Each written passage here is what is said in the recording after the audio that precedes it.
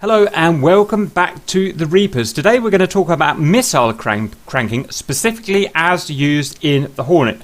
So the video is first we're going to look at the theory behind the cranking and what it can achieve, what we can expect it to do and how to do it.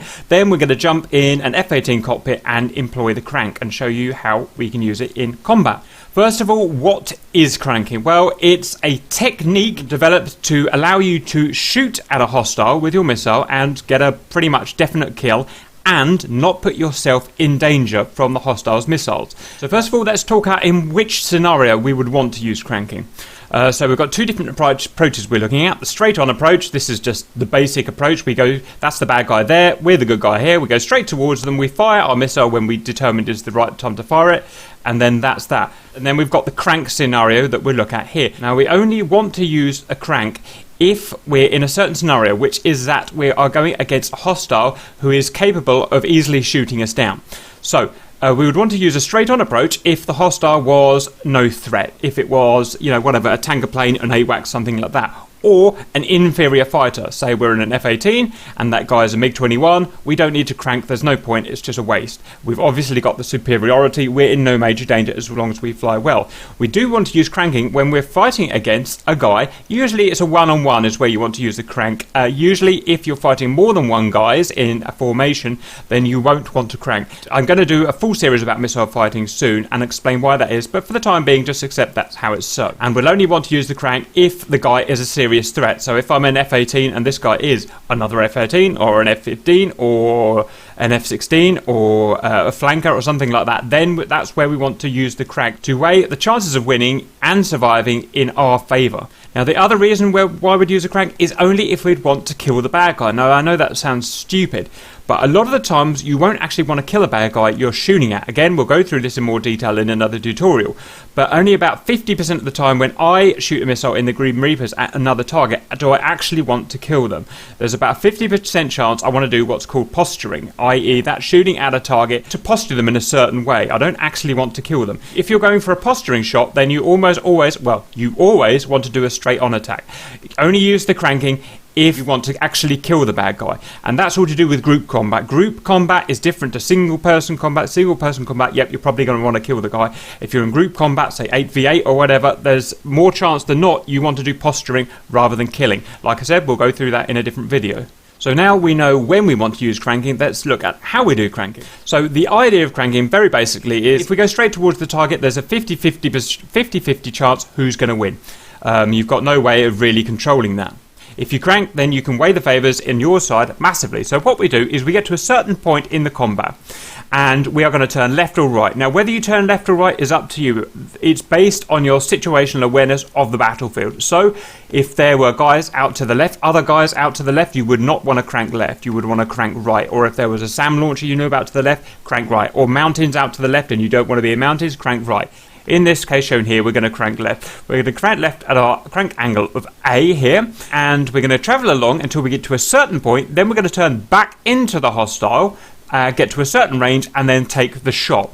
Now, the reason that we're doing this is because this here is actually a defensive measure within an offensive move. So the offensive move is that we're moving towards the guy and we're firing a missile at him, but the crank is a defensive measure to keep us safe from his missiles. Basically, it makes us invulnerable from his missiles while allowing us to get a good shot in. To show why it helps us defeat his missile, well, if we go to the straight-on attack, if we fly straight towards him, he can easily fire a missile, and that missile can easily track us, have no problem tracking us and hitting us down. That's what it's designed to do, to hit you in a head-on fight like that.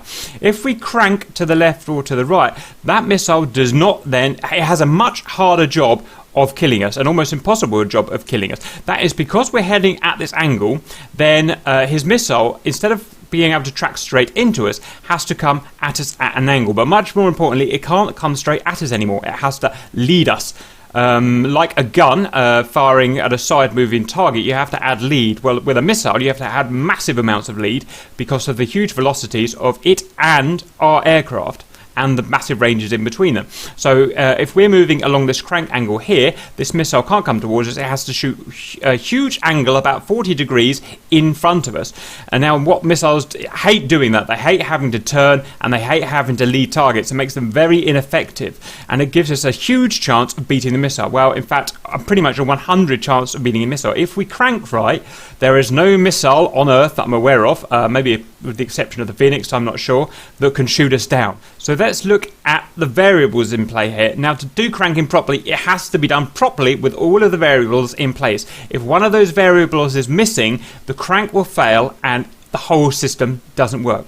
So the first thing is speed. Your aircraft has to be at maximum speed. You can't go into a crank into mil power or with a high a high drag load and work. You won't have the necessary speed to force the missile to such a large lead that it becomes ineffective. So we have to go at the max speed of our jet. So our F-18 has to be full burners, and as well as that, it has to be the lowest drag possible. So that just means full burners and have no fuel tanks. If you have fuel tanks on, the chance of cranking decreases from 100% downwards. So something we have to do is dump our tanks. Next, we want to look at the angles. So it's very important that we get these angles right. Again, if you crank at the wrong angle, then you don't force the missile into such a position where it fails. You have to get the angles right. So we're going to look at angle A, crank angle. Crank angle is different for different aircraft that we can use, but we're looking at the Hornet, and our crank angle wants to be between 65 and 70 degrees. We don't want to go past 70 degrees because remember that when we're doing this crank, we have to maintain a radar lock on this hostile. If we can't maintain a radar lock on the hostile, there's no point of doing this. And the radar can only slew so much to the side that it allows us, when travelling on this crank, to keep that hostile locked. So 65 to 70 degrees in my testing seems to work best. Next, we're going to look at this angle here. Now, this angle is immeasurable because this angle here depends on what the hostile is going to do. Basically, what we do is at this point here, we turn into the crank. We keep the crank as straight as possible at 65 to 70 degrees. At a predetermined point, RNE plus 3, we're going to turn back into the hostile, and that will create whatever that angle is, depending on what the hostile's done. Then we're going to travel towards the hostile, again, max speed, no tanks, and fire our one and only missile at a certain point known as RNE. So let's look at RNE and the distances. These distances are variables in the crank, and you have to get them right for the crank to work. If you get them wrong, crank doesn't work, you get shot down, you don't shoot the bad guy down. First of all, RNE, that means range, no escape. As I like to call it, lethal range. I may refer to it as lethal range. Lethal range is the range at which you fire your missile. In this case, it's going to be an AMRAAM. It could be an AIM-7 from our Hornet, but an AMRAAM is just a better missile. And basically, we have a more than 50% of killing the target, even if it's an experienced pilot. In my many missile combat scenarios that I've done over the years, that's what I found RNE actually means. If we can get more than 50% chance of killing an experienced guy, that's the best we're going to get. So the only point we're actually going offensive and firing a missile is that point there. So that's the range at where we fire our missile. The next range is at what range from the target do we stop our crank and turn in. That's RNE plus 3. So let's just say no escape range was 10 miles. Then at this point, 13 miles is when we want to do the turn in. Then we need to look at which point from the target do we want to initiate the crank. That is RNE plus 15. So why have I made it a variable instead of a constant? Well, that's because all missile firing ranges and our RNE will vary depending on our altitude as well as other factors. So we're going to keep this tutorial relatively simple. In this case, we're going to make some assumptions. A, that the hostile is co-altitude to us. B, that the hostile is a head-on aspect, and essentially we're going to be a head-on aspect as well when firing. And C, both aircraft are modern fighters and they're both going fast. And that's important that all of these are in place to calculate RNE. If those three assumptions are made, then we're going to say that at 15,000 feet ASL, our RNE with an AMRAAM-C, which is what I'm going to be using, is 10 miles. At 0 feet, i.e. on the deck, RNE is going to equal 6 miles. There are going to be obviously various different other heights that we need to work with. So basically, rather than writing them all out, you will interpolate them. So if, for instance, we were fighting at a co-altitude of 7,500 feet, you would interpolate that and it would be the half distance between 10 miles and 6 miles, which is 8 miles. If it was 30,000 feet, then you could interpolate that. Now you can either do it in your head on the fly, which is what I do. I'm just used to doing that. I know if all of these are in place, I can just interpolate very quickly what my RNE is going to be based on our altitude. If you don't have the ability to do that, or if it's just too much, then the plane can do it for you. If you remember, when you look in the HUD, when you're on in BVR mode and have a guy locked up, it has the RNE marked. It's one of the triangles that is on your ranging circle in the middle of your HUD. So you can research that if you want the plane to do it for you. I find doing your own calculations is actually more accurate than what the Hornet will give you. So I prefer to use my calculations. So is RNE calculatable if we do not have these assumptions in place? What if he's at a different altitude to me? I mean, that's almost certainly what it's going to be in real life. What if he's not on head-on aspect to me? Again, that's very possible. That's what it's like in real life. And what if one guy's going slow or is a slow mover, or for some reason you're both not at fast speed? Well, again, you can still calculate these things, again, through experience and interpolation, if you're going to calculate it yourself. So, for instance, if the hostile was at 0 feet and we were at 15,000 feet, then we can interpolate that again and say our RNE at that point would be 8 miles again. If we're on a head-on aspect, or both of us are at different speeds, that you can't really calculate in the head very well. Well, you can do, I do, but instead you can use your ranging RNE marker in the HUD if you want. So that's how we calculate RNE. So we're going to run through a typical scenario now. We're going to pretend this guy is at 15,000 feet.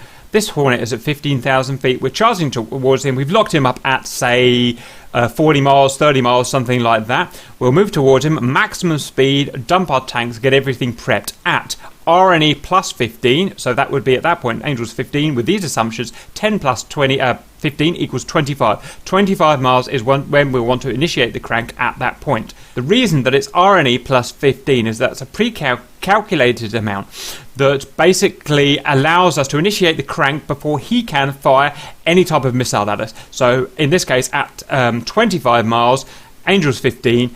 The absolute maximum shot he can do is 25 miles with an AIM 120C. So 25 miles we've turned in, we're maintaining 65 to 70 degrees, we're moving along, and this leg here will last however long it needs to last. How long it lasts will depend on the co-speed between these two and the aspect, what this guy is doing. Is he charging towards you? Is he leading you? Is he lagging you? Is he turning away?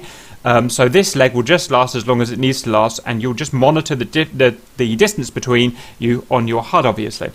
When we reach RNE plus 3, so in this case that's 10 plus 3, 13 miles, we'll do the turn-in. The turn-in wants to be a high G turn-in, so we're going to pull something like 7 to 8 G to turn into him, because we want to make this turn as quick as possible. This time that we are turning is the most vulnerable time we are at, and so we want to get that as quickly as possible. However, careful not to over G, and careful not to lose speed. So careful not to introduce too much alpha. If you lose speed, you are essentially at that point reducing your RNE. So that's a skill that takes some time to learn. Then we're going to move on our final leg, in this case 3 miles to RNE. That's 10 miles away from the hostile. Then we're going to take our shot. Now, in this case, we've used an AMRAAM as an example. That could be a Sparrow. It could, I suppose, really be a Sidewinder as well, if you think about it, but maybe not for BVR. And then, in this case, because we're firing an AMRAAM, we can then do a split S and get the tactical hell out of there, because it's a self-guiding missile. So before we enter the cockpit, just a quick summary. We're going to do this with the variables as described. If we do it correctly, we are essentially invincible. This guy here, whatever he does, cannot shoot us down, and we can get an RNE shot against the hostile and make an almost certain kill. Now we're going to fight an AI guy because I couldn't get any humans to fight against me. An AI planes are pretty crap, so I'll almost certainly kill him. But if he was an experienced human, like I said, he would have just over 50% chance of surviving this shot. The only other thing I think I need to point out is that if this is an experienced human, then he would likely be cranking you as well. Now that can confuse things a little bit. Now I'd imagine if we're cranking left 70 degrees like this, and this guy cranks his left 70 degrees as well, and that's quite likely. I've done that many times. You have this weird scenario where you kind of end up spinning around in circles around each other, and no one really closes up and nothing really gets achieved. That can happen. It's unlikely, but it can happen. If so, you may choose to exit the fight, or you may choose to tighten your A angle slightly to close in on him. You just have to see how it goes at the time. Right, that's all I've got to say about cranking at the moment. I will do a more comprehensive tutorial on my missile fight series when I get that done. Next, we're going to jump in the cockpit and give it a shot. Right, we're in the cockpit. Let's get set up. Radar out. Up to 2 bars. Out again. Master arm on. Air to air on. Select the AMRAAM. We have a target. Lock the target. At this point, I'd like to point out that usually when doing this cranking, we like to tie it in with a track while scan lock. We don't have that option at the time of making this video in the early release Hornet. We've only got a basic RWS or STT lock, but that's something to bear in mind when that becomes available. Right, let's set the AMRAAM up. Size medium, radar cross-section medium. Yep, that's fine. Burners on. Dump our tanks, very important. We don't want to go into a cranking scenario if we've got tanks on. We don't have tanks on in this scenario, so we don't have to do it. Range, 33 miles and closing. The hostile is a flanker. He's now spiking me. Burners on, let's get the max speed we can out of this aircraft. We're a little bit under altitude, so let's head up. 25 miles, and let's go for the crank.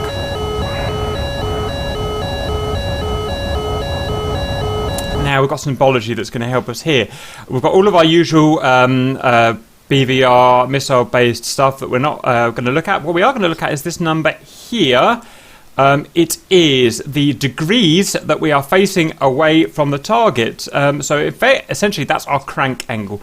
Now I find it ideal to keep that between 65 and 70 degrees and try and maintain that. So let's get that done.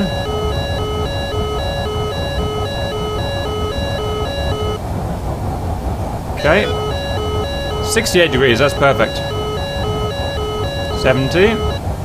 And what we will have to do, because this is a dynamic situation, I'm moving about, he's moving about, we've got different angles in play, we'll have to keep manoeuvring our jet to keep the angle between 65 and 70. It doesn't matter if we slip out a little bit, we just keep that roughly. We don't really want to go above 70 because we risk losing lock on the target because there's only so far that our radar can slew. Okay, 18 miles and closing, stand by. And we have a missile. So let's go and have a look at that.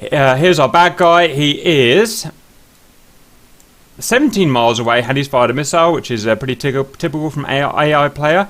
We are heading in about that direction there. So his missile is not going to come to me there. It's going to head roughly in that direction out there. It's going to burn all its energy off heading that direction, which will be the intercept between the missile and me. So let's carry on a little further. So all I'm really concentrating at the moment is my crank angle, 63 degrees.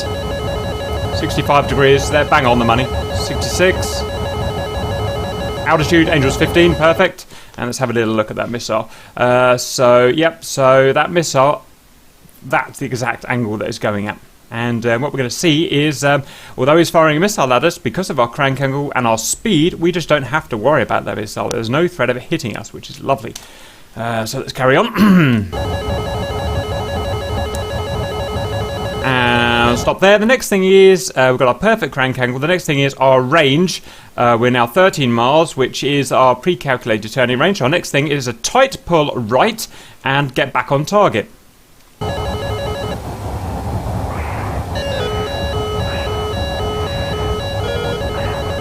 Next thing we do 10 miles and Fox 3 and pull. So, I fired the missile. You notice that I fired the missile went upside down. That's absolutely fine. You can do that if you're firing an AMRAAM, which we are. That's a Fox 3. That's a self-guided missile. Now, what we can see is that sign there is telling us that there's 0 seconds until that missile goes pitbull and guides itself to target. So basically, that's now. As soon as that is done, then I can turn away and protect myself. Just to note that if I was firing a Fox 1 type missile, like a R-27 or an AIM-7 in a Hornet, then I wouldn't be able to do this turn away. I'd have to track the target all the way until impact. But because I've got a Fox 3, I can turn away. Just out of interest there, we can see that the missile's gone pitbull and it's 10 seconds until impact. I would usually be chaffing here, but I forgot to set my countermeasures up for this tutorial. And that is me safe. Perfectly. Safe. So let's just have a look. So we only fired the one missile, and you can see that we beat it. It simply didn't have the legs to beat our crank. He could have fired other missiles. He could have fired them at 20 miles, 14 miles, 13 miles, 12 miles. It all would have had the same effect. I would have dodged all of those missiles. And that's and don't be thinking that's a bad missile. That's a good, very good missile, the R-27ER. It could have been an AMRAAM. AMRAAM has slightly less range and velocity than the R-27ER. So this is the worst case scenario, basically. And what we're probably going to see is that our missile is going to go shoot him out the sky. Oh, he's dodging, he's doing a full dodge and everything. Oh, look at that. That's pretty sexy, right? So you can see that's obviously going to hit him. So that's about the best example we can really do for cranking. We had a decent hostile firing decent missiles at us. He never stood a chance of shooting us, and we killed him. And out he goes. So that's it. That's cranking in the Hornet. It's extremely easy. It can be done in any, and should be done in any modern fighter.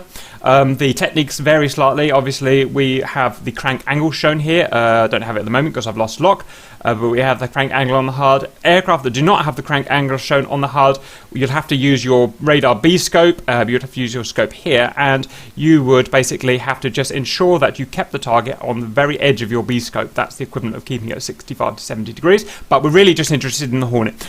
I can't think of anything to add to that. I hope that was useful. Go out, find some bad guys, get in some combat, do the math, do the basic maths, and do some cranking, and find that you are invincible and the godlord of all.